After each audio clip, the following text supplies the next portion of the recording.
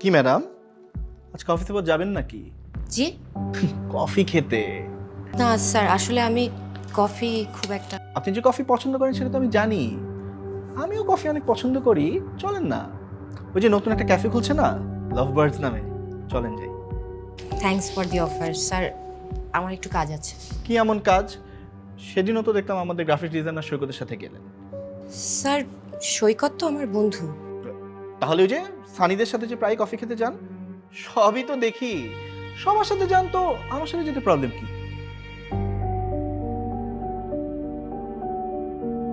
এই সিচুয়েশন দেখে আপনার কি মনে হয় সঠিক? সো দর্শক, এতক্ষণ আমরা যে দৃশ্যটি দেখলাম সেটাকে কি আপনাদের কাছে সঠিক বলে মনে হয়েছে? আপনারা নিশ্চয়ই ভাবছেন যে একজন কলিগ তো কফি খাওয়ার প্রস্তাব দিতেই পারে, সেটা এমন দোষের কি?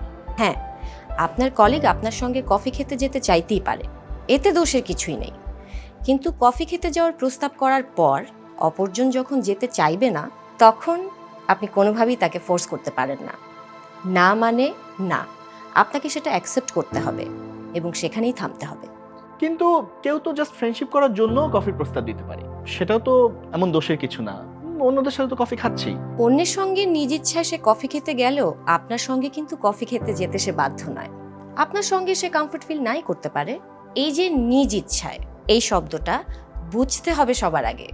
তো তার মানে হলো, আপনি যখন তার সেই কমফোর্ট জোন ব্রেক করে তাকে ফোর্স করার চেষ্টা করেন, তখনই সেটা সিম্পলি হ্যারাসমেন্ট। এক্স্যাক্টলি।